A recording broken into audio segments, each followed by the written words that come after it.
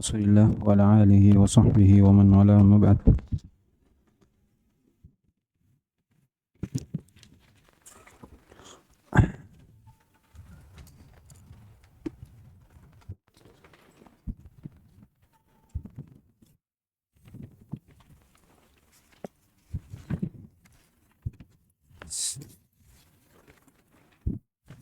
Ini saya lupa lagi ini.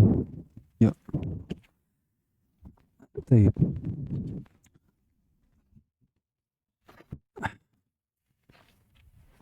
Mana Abdul Salam?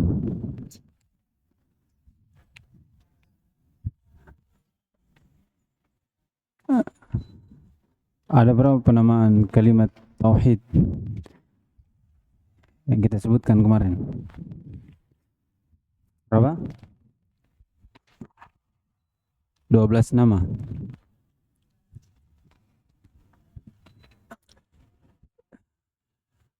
Sebutkan setengahnya.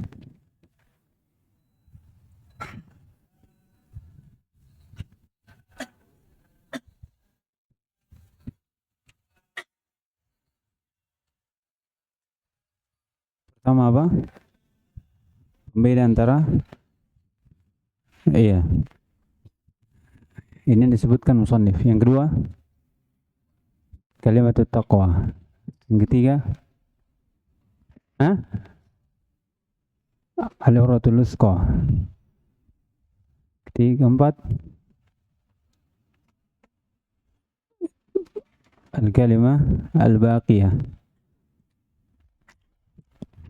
Terus al-kalimatut thayyibah. Terakhir al-qaulus tsabit. Antum hafal atau lihat? Lihat.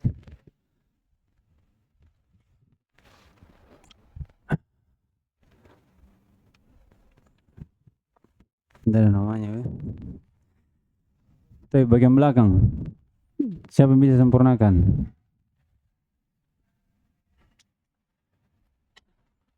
Bagian belakang.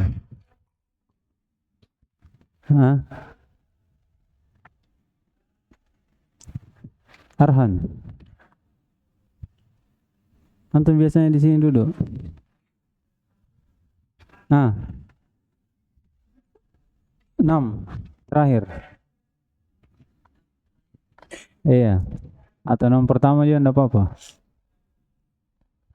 6 pertama saja. Kenapa 6 terakhir? Belum hafal? Oh, yang dihafal saja. Semuanya yang dihafal.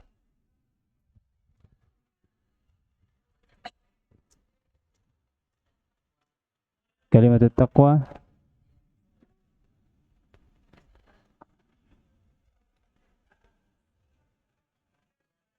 kalimatul baqiyah, terus kalimatut thayyibah, terus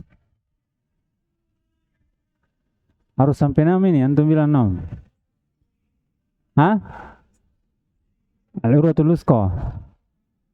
Al-urwatul wusqa. Terus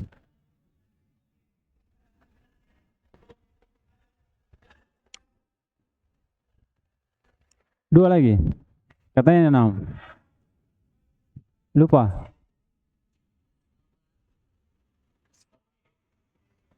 Apa? Tapi antum catat.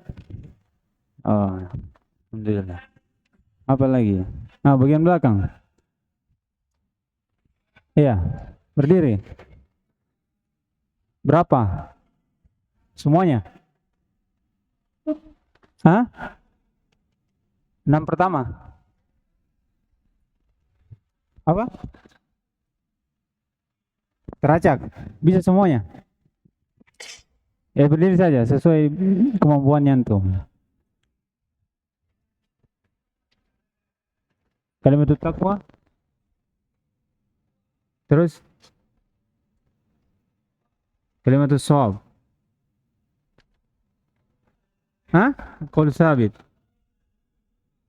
Kalimat da'watul haq.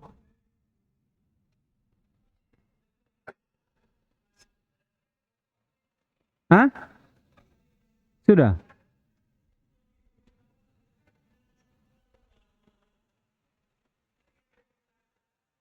Al-masalul a'la. Terus. Kalimatul thayyibah. Kalimatul adl. Hah? Kalimatul ihsan. Habis. 8. Iya, alhamdulillah. Siapa yang hafal di atas 6? Di bawah 6, di bawah 6. Iya. Yang hafal di atas 6. Kalau di bawah 6 sedikit atau tidak ada, di atas 6 sedikit. Berarti selainnya semuanya. Semuanya. Yang di bawah 6, yang di atas 6. Tidak sampai 12. Di atas 6 tidak sampai 12. Semuanya? Yang hafal semuanya? Coba berdiri. Pertama, ahsan, al-fariq bain al-kufri wal islam. Tsani, kalimatut taqwa. Ba'da, al-urwatul wusqa. Kalimatul baqiyah. Kalimatut thayyibah. Al-qaulus sabit. Da'watul haq. Kalimatus shawab. Kalimatul haq. Kalimatul ihsan. Kalimatul adl. Al-masalul a'la. Ahsanta.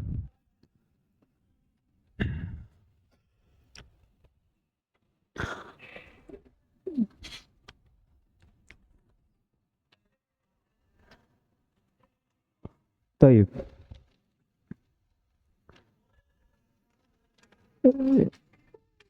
Yang dari Papua Barat mana?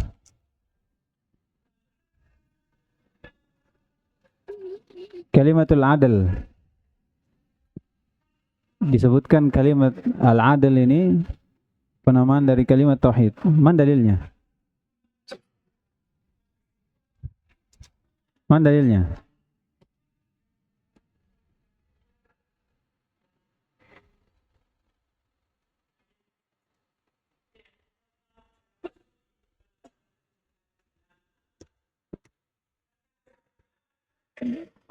Ibrahim pasang kayu.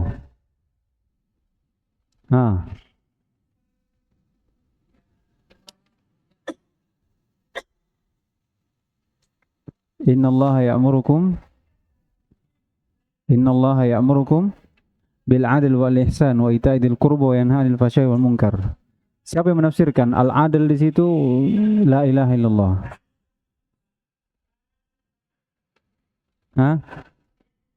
Belum tulis?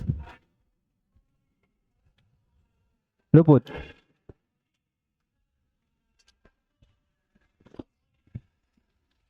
Bagian sini. Siapa yang menafsirkan innallaha ya'murukum bil 'adl? Nah itu dikatakan la ilaha illallah, wal ihsan dikatakan al-ikhlas. Siapa yang bilang ini? Ibnu Abbas radhiyallahu taala anhu. Taib. Kata beliau walaysal muradu qawluha bil lisan wal jahli ma'na. Kita sudah sebutkan bahwasanya sepakat dari a'immatis salaf bahwasanya awal kali seorang hamba diperintah itu apa? Mengucap la ilaha illallah. Iya. Dia berucap dengan lisannya la ilaha illallah. Siapa yang menukil? Ibnu Taimiyah rahimahullah. Dan kitabnya fi Majmu' Fatawa. Dalilnya?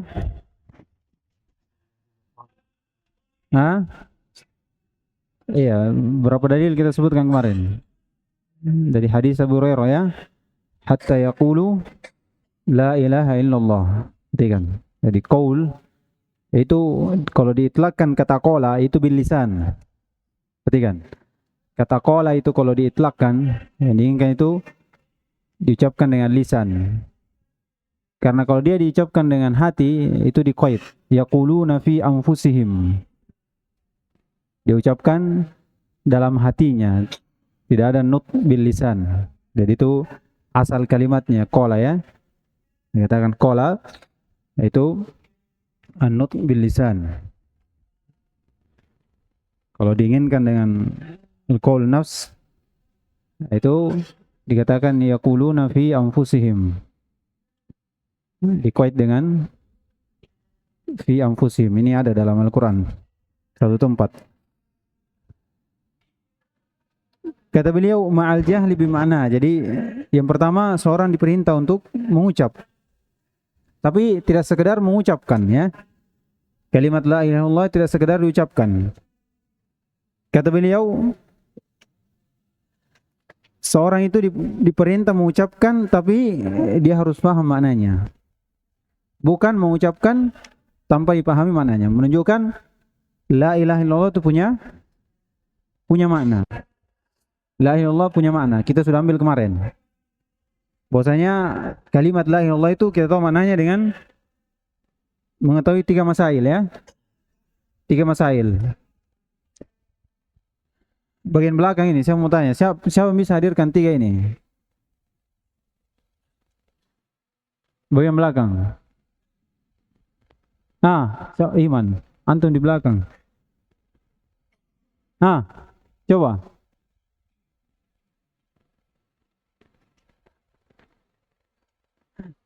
Ada, saya pernah diceritakan satu imam, dia buta, dia berikan hadis sama muridnya. Dia ini kalau selalu meludah tapi sebelah kiri kalau tidak salah, sebelah kiri. Jadi dia larang orang duduk di situ, karena kalau orang duduk di situ kena ludahnya. Nah, ada satu muridnya dia di situ, tapi dia katakan temannya, jangan bilang. Ini supaya dekat dengan gurunya, dengarkan hadis. Iya. Ini Masya Allah. Iman juga begitu. Supaya ditanya, dia ke belakang. Ya, imannya. Karena kalau depan udah dikasih jawaban. Udah ditunjuk. Makanya dia ke belakang ya. Masya Allah. Iya. Nah, hadirkan 3 itu. Pertama apa? Mengetahui makna al-ilah. Iya, apa maknanya? Maknanya al-ma'lu wa huwa al-ma'bud. Iya, al-ilah bermakna ma'lu wa huwa al-ma'bud. Iya, sebagaimana Allah berfirman, ditabir dengan ilah, ditabir dengan makna ilah, ditabir dengan al-ma'bud, yaitu ibadah. Dari kata abad. Mana dalilnya? Siapa bisa bantu? Allah ta'budu illallah. Ya kan? Terus kedua, apa yang disebutkan Ibnu Taimiyah tentang ilah? Maknanya apa? Didefinisikan oleh Ibnu Taimiyah tentang makna ilah.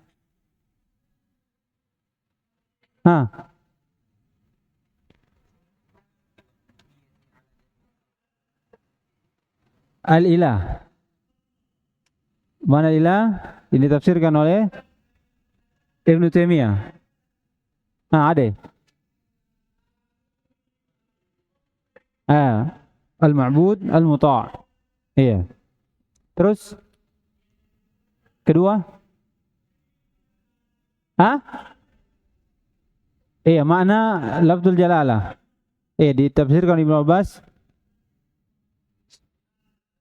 Iya, dzul uluhiyah wal ubudiyah ala jami' khalqihi.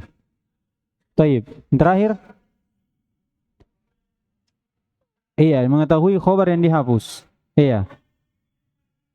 Dan khabar yang dihapus itu adalah kalimat hak berdasarkan ucapan Allah Subhanahu wa taala.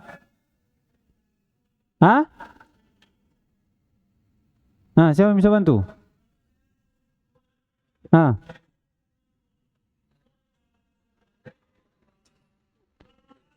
Dzalika bi anna Allah huwal haq wa anna ma yad'una min dunihi huwal batil, ya.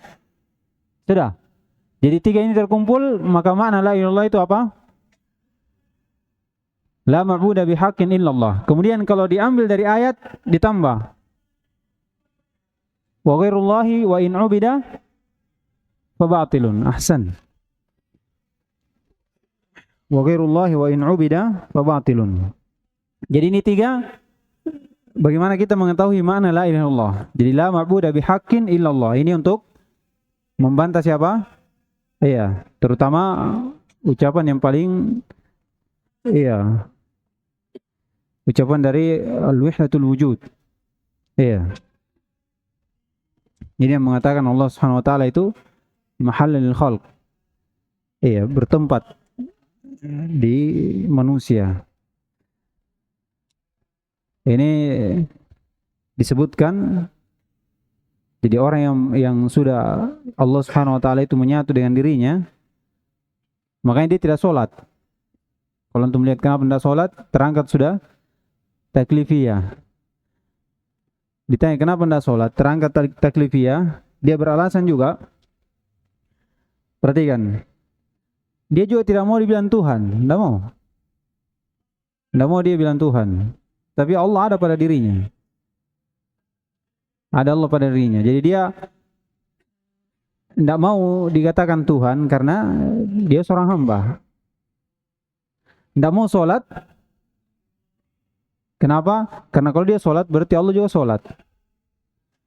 Makanya tidak mau dia. Disembah juga tidak mau.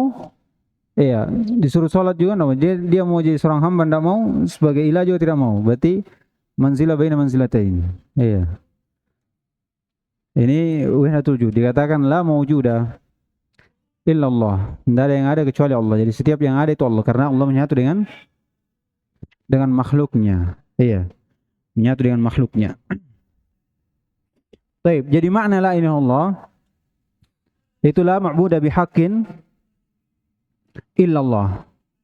Jadi katakan tidak ada sembahan yang hak kecuali Allah. Jadi kalau orang sudah katakan ini, iya, berarti dia paham. Kalau orang sudah katakan dan dia tahu maknanya, berarti dia sudah pahami bahwasanya ketika seorang berucap la ilaha illallah, itu berarti harus menafikan segala sembahan kecuali Allah. Harus seorang berlepas diri dari segala sembahan-sembahan yang ada kecuali Allah. Nah, dari sini timbul beberapa masail, diantaranya tentang rukun dari la ilaha illallah, kemudian syarat dari la ilaha illallah, dan ini akan disebutkan oleh musannif setelahnya.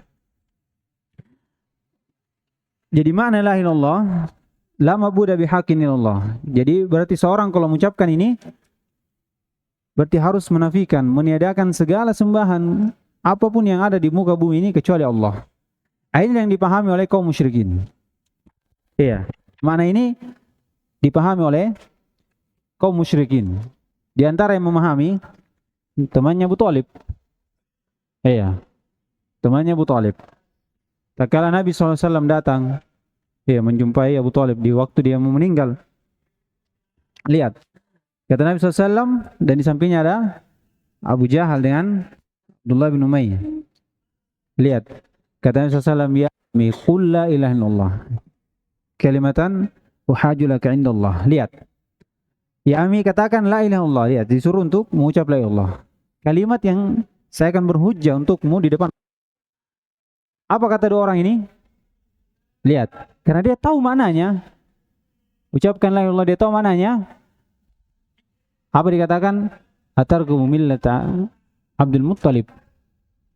Lihat, kalau kau ucapkan itu, apa kau benci, kau tinggalkan agama dari nenek moyang kita, sembahan-sembahannya, keyakinan-keyakinannya. Tidak ada lagi pengagungan, sembahan kepada nenek moyang kita. Karena kalau ucapan la ilaha illallah itu berarti kandungannya apa? Meniadakan segala sembahan. Tidak ada lagi keyakinan, tidak ada lagi iman, tidak ada lagi ibadah kecuali kepada Allah Subhanahu wa taala. Ini mananya? Makanya mereka tahu dan mereka sombong dari mengucapkan kalimat itu. Di dalam ayat juga jelas. Iya. Tatkala mereka diperintah untuk mengatakan la ilaha illallah. Di dalam ayat Allah berfirman, innahum kanu idza qila lahum la ilaha illallah yastakbirun. Perhatikan, kalau dikatakan kepadanya katakan la ilaha illallah, mereka menyombongkan, enggan untuk mengucapkan la ilaha illallah, kalimat itu. Kemudian katakan wa yaquluna innana latariku alihatina li syairin majnun. Lihat. Kalau kami katakan, iya, dia katakan kalau kami katakan itu berarti kami meninggalkan sembahan-sembahan kami. Iya. Berarti apa maknanya kalau begitu la ilaha illallah? Hah? Iya, berarti meniadakan segala sembahan kecuali Allah Subhanahu wa taala yang tetapkan. Jadi tidak ada sembahan lain yang hak. Iya. Jadi menganggap sembahannya itu juga memiliki hak. Juga memiliki hak. Di ayat lain juga tak kala Allah Subhanahu wa taala firman, aja'ala alihata ilahan wahida inna hada la syai'un ujab. Lihat. Apakah Nabi SAW ini mau menjadikan sembahan itu satu saja? Ya kan? Sembahan satu saja. Kalau kita ucapkan ini sesuatu yang menakjubkan karena ketergantungan mereka kepada sembahan-sembahan mereka. Ya, keyakinan yang rusak, yang tidak bisa keluar dari situ. Iya, tidak bisa keluar dari situ. Jadi itu dari penunjukan makna tentang la ilaha illallah. Yang dimana itu juga menjadi keharusan ya. Keharusan dari orang yang mengucap la ilaha illallah itu meniadakan segala sembahan yang batil dan menetapkan hanya Allah Subhanahu wa taala yang berhak untuk disembah. Kata beliau, walaisal muradu qauluna bil lisani ma'al jahli bi ma'na. Nah, ini sudah. Ya kan? Maknanya sudah. Berarti penamaannya sudah. Maknanya sudah. Fa innal munafiqina yaqulunaha wa hum tahtal kuffar fid darkil asfali minan nar. Ini ta'lil. Ta'lil dari musannif rahimahullah. Dikatakan kenapa orang tidak sekedar mengucap saja? Iya. Tanpa harus dipahami maknanya. Iya. Musannif katakan karena orang munafik itu mengatakan la ilaha illallah. Iya. Dia mengatakan la ilaha illallah. Tapi dia tidak mengetahui hakikat dari kalimat itu. Makanya disebutkan kata beliau wahum tahtal kuffar fid darkil asfal minan nar. Perhatian. Disebutkan munafik itu di bawah dari kaum kafir. Iya, kaum kufar. Neraka yang paling bawah. Iya, jadi neraka itu kalau surga itu darajat. Ya. Tingkatannya ke atas. Kalau neraka darokat. Tingkatannya ke bawah. Jadi surga dikatakan darajat. Iya, surga tertinggi yaitu apa? Jannatul Firdaus. Iya. Ini datang dalam hadis ya. Kalau kau minta surga yang paling tinggi yaitu Jannatul Firdaus. Ini surga dari darajat. Kalau neraka namanya darokat. Iya. Ini yang paling bawah, fid darkil asfali minan nar. Tempat yang paling bawah. Ini orang munafik. Ma'akaunihim yusalluna wa yatasaddaqun. Jadi orang munafik, iya. Dari kata munafik, dari kata nifak ya. Tidak apa-apa kita berbicara tentang munafik. Nifak. Jadi orang munafik itu disebutkan bahwasanya mereka ini adalah orang-orang yang menampakkan keislaman. Iya. Orang yang menampakkan keislaman dan menyembunyikan kekufuran.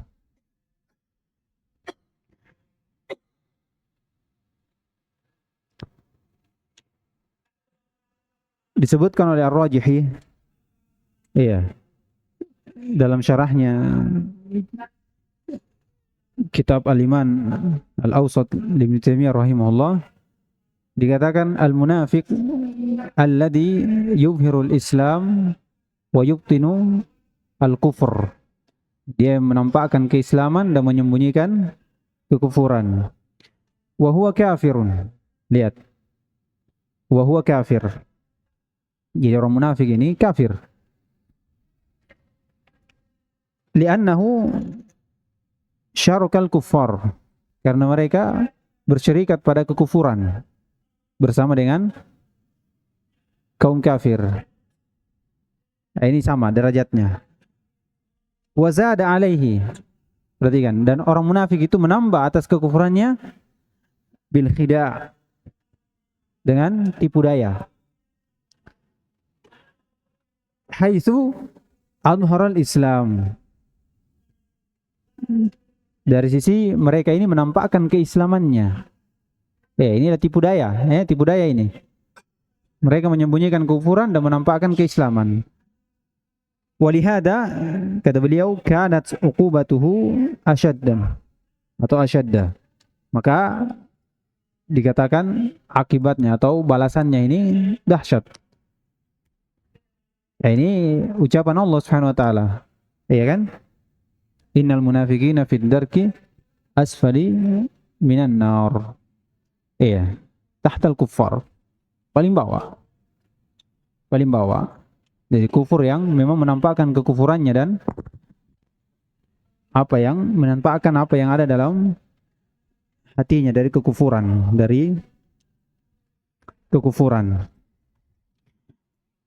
Jadi orang munafik itu banyak disifati sebagian ulama.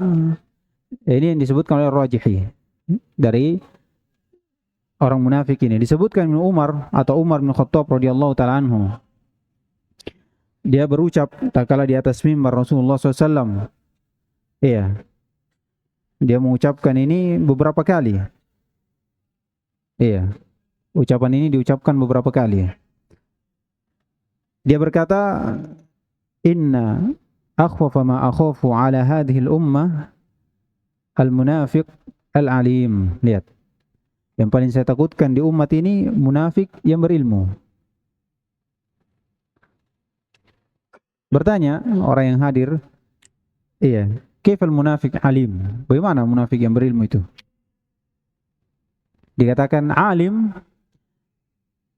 liidhar al-Islam. Iya.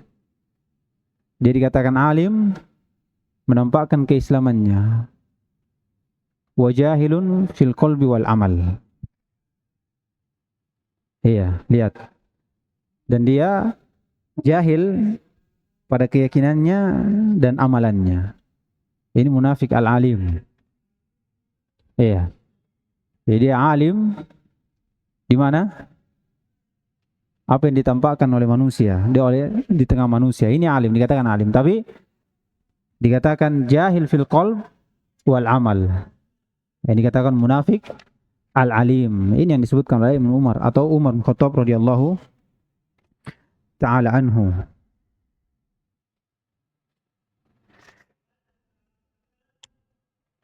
Jadi lisannya alim, tapi hati dan amalannya jahil. Hati dan amalannya jahil. Nifaq yang disebutkan di sini, bahwa fid darkil asfali minan nar, itu nifaq i'tiqadi, ya. Karena nifaq itu ada dua, ada namanya nifaq i'tiqadi, ada nifaq amali. Disebutkan al-musannif di sini dikatakan fainal munafiqina yaqulunaha wa hum tahtal kuffar, yaitu munafik al-i'tiqadi, munafik al-i'tiqad.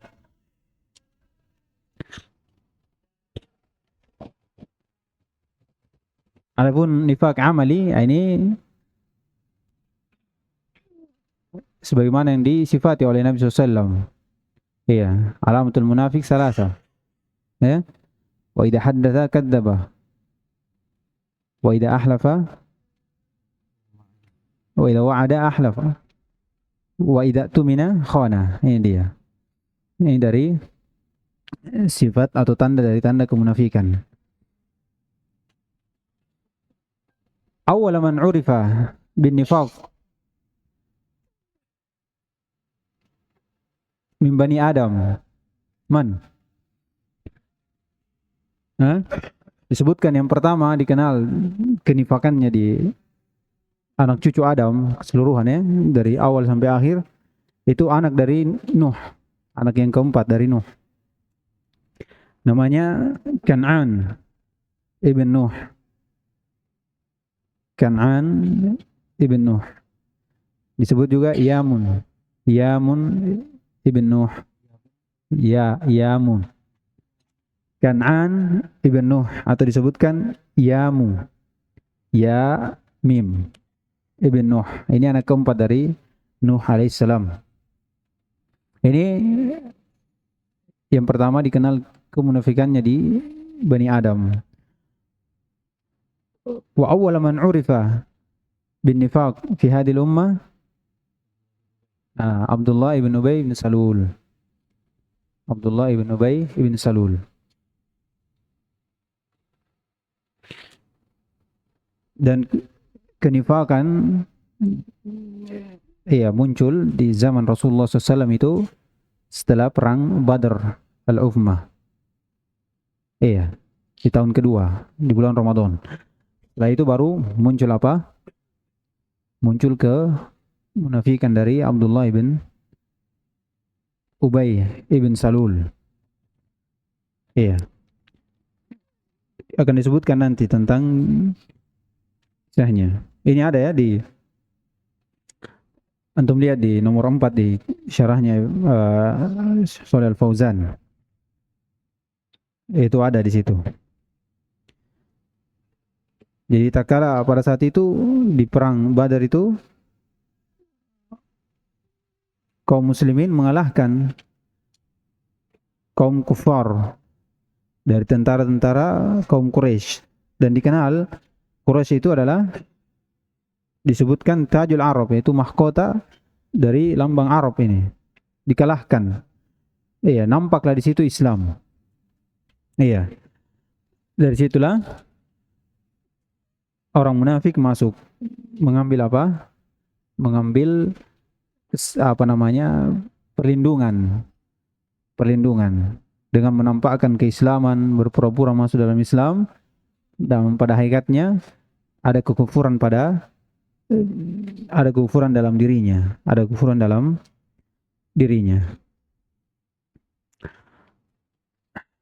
Kemudian kata beliau, Fainal munafiqina yaqulunaha wa hum tahtal kuffar wa fid darkil asfali minan nar ma'a kaunihim yusalluna wa yatasaddaqun. Bersamaan itu mereka ini adalah orang yang salat, melakukan ibadah salat. Mereka juga bersedekah. Mereka juga berjihad. Banyak amalannya. Mereka sholat, ini sebagaimana disebutkan dalam hadis Abi Hurairah radhiyallahu taala anhu. Nasnya jelas. Kata Nabi SAW, Inna asqala salati 'alal munafiqina salatu al-isya wa salatu al-fajr. Lihat. Yang paling berat salat yang dilakukan orang-orang munafik, salat isya dan salat apa? Salat subuh. Kenapa? Karena gelap. Mereka ini sholat yura'unan nas, supaya mereka dilihat oleh manusia. Sedangkan kalau malam itu tidak ada manusia yang lihat. Dulu tidak ada cahaya. Tidak kayak sekarang. Kalau sekarang ada orang munafik, tidak ada lagi sholatnya yang berat, sholat terus. Itu dari penyebutan bahwasanya mereka ini juga sholat, tapi mereka sholatnya berat. Mereka sholatnya berat. Allah Subhanahu wa taala berfirman, Innal munafiqina yukhadi'una Allah wa huwa khadi'uhum wa idza qamu ila sholati qamu kusala yura'una an-nas wa la yadhkuruna Allah illa qalila. Perhatikan. Mereka kalau pergi sholat tegak dalam keadaan malas-malas. Iya, ini sifatnya ya. Sifatnya. Jadi kalau antum lihat orang begini, antum katakan ini munafik. Bisa? Hah? Ya orang sholat malas-malas. Iya. Yang perlu antum ketahui, munafik itu ada dua ya. Munafik i'tiqadi ini dikatakan la ya'lamu illallah. Iya, ini tidak ada yang tahu kecuali Allah. Oleh karena itu Usama bin Zaid itu dimarahi oleh Nabi SAW. Tak kala dia membunuh orang yang mengucapkan la ilaha illallah. Ya kan? Iya. Umar bin Khattab dibantah oleh Rasulullah SAW. Tak kala dikatakan innahu munafik. Kisahnya siapa? Hatib bin Iya, Ibn Abi Balta'ah. Iya. Tak kala dia mengambil surat, mengirim surat melalui perempuan, dia ambil suratnya. Diperintah Ali dan satu orang lagi diperintah untuk mengambil surat itu. Tak kala sampai, ternyata menuju kepada kaum musyrikin. Lihat, Umar ingin memenggal kepalanya. Iya, dari perlakuannya. Tapi kata Nabi SAW, lah, iya, tidakkah engkau melihat Allah Subhanahu Wa Taala sudah mengatakan kepada orang yang ikut perang Badar, i'malu masyi'tum faqad ghafartum. Lihat. Faqad ghafartu lakum. Lakukan apa yang kalian suka, kalian sudah diampuni. Ini dari keutamaannya. Jadi orang kalau melakukan seperti itu, kata Ibnu Utsaimin, ini dari sikap orang munafik, gitu. Iya, sikap dari orang munafik. Kalau sholatnya apa? Dalam keadaan malas. Sebagaimana Allah berfirman, iya, idza qamu ila shalah qamu kusala. Ini dari sifat dari orang-orang munafik. Amalan orang munafik ini. Amalannya orang munafik. Wala yadhkurunallaha illa qalila. Dia juga berzikir, tapi sedikit. Sedikit mengingat Allah Subhanahu wa taala. Mereka juga berjihad. Iya. Mereka juga berjihad bersama Nabi SAW. Ini dalam kisah ya. Di ayat la ta'tadiru faqad kafartum ba'da imanikum. Ini dikisahkan mereka ikut bersama Nabi SAW, kemudian bercanda, beristiza dengan sahabat. Maka turun ayat ini. Ditanya, kenapa kalian begitu? Kami cuma nakhudu wa nal'ab, bermain-main. Iya, bermain-main, kemudian turun ayat ini. Menunjukkan mereka ini apa? Ikut bersama Nabi SAW dalam jihad. Dalam jihad. Kalau dikatakan, qad kafartum ba'da imanikum, iya, apa maksudnya ini? Apakah mereka ini beriman atau tidak? Ya, kan dalam ayat qad kafartum ba'da imanikum, berarti dikatakan mereka ini beriman, orang munafik. Kemudian setelah itu dikatakan kufur. Nah, ini disebutkan oleh al-tafsir, diantaranya Al-Qurtubi, kalau tidak salah, maksudnya qad kafartum ba'da imanikum, qad adhartum, iya, qad adhartum imanakum atau kufrakum ba'da. Jadi kalian sudah menampakkan kekufuran kalian setelah kalian menyembunyikan kekufuran tersebut. Nah, itu dia maksudnya. Iya. Jadi kalian telah menampakkan kekufuran kalian setelah kalian sembunyikan.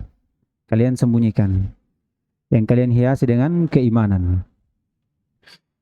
Kemudian kata beliau, wa yatasaddaqun. Mereka juga bersedekah. Jadi mereka ini mengucapkan la ilaha illallah. Jadi jangan tertipu.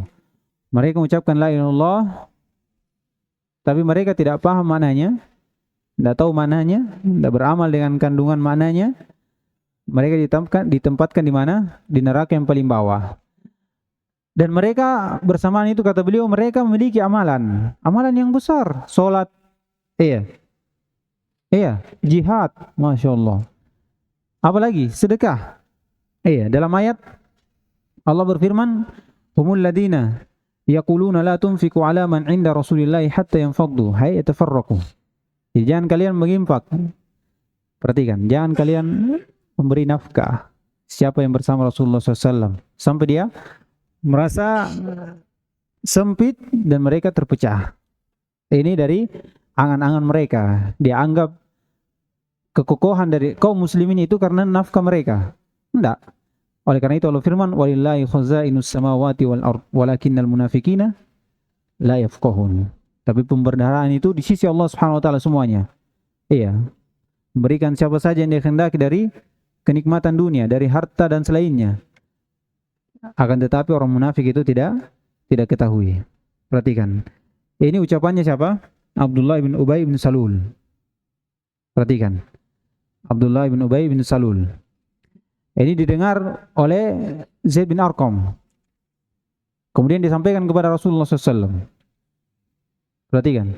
Sampaikan kepada Rasulullah SAW. Kemudian mengutus Rasulullah SAW seorang. Iya. Dan Abdullah bin Ubay bin Salul ini bersumpah bahwasanya dia tidak katakan seperti itu. Maka dituduhlah Zaid bin Arqam ini bercerita sesuatu yang tidak benar. Sedih. Kata beliau, saya ditimpa suatu kegundagulaan yang sangat berat.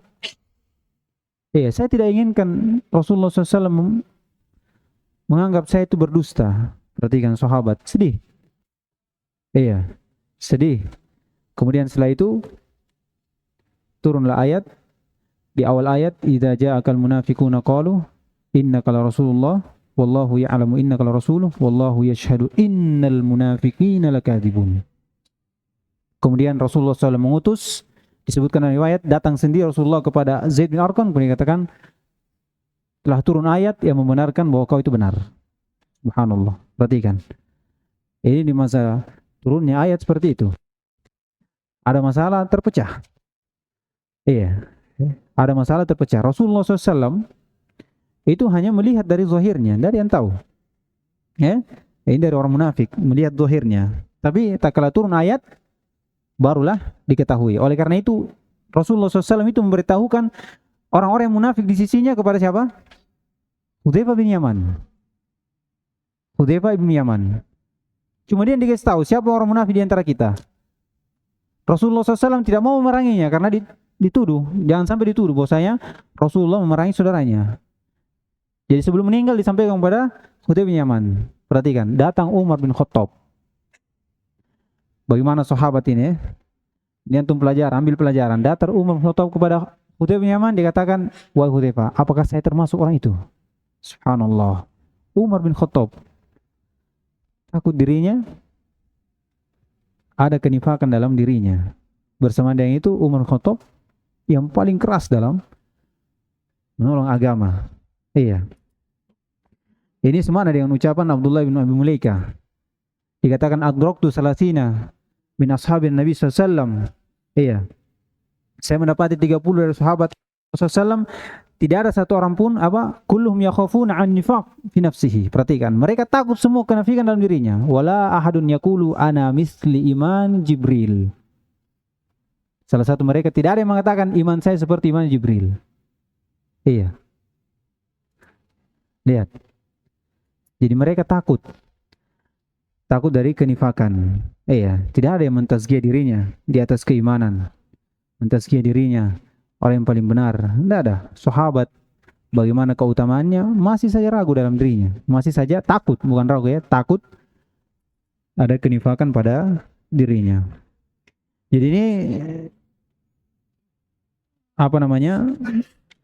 ucapan musannif rahimahullah bahwasanya dari la ilaha illallah itu tidak sekedar untuk diucapkan, tapi ada maknanya, dan maknanya ini harus diketahui.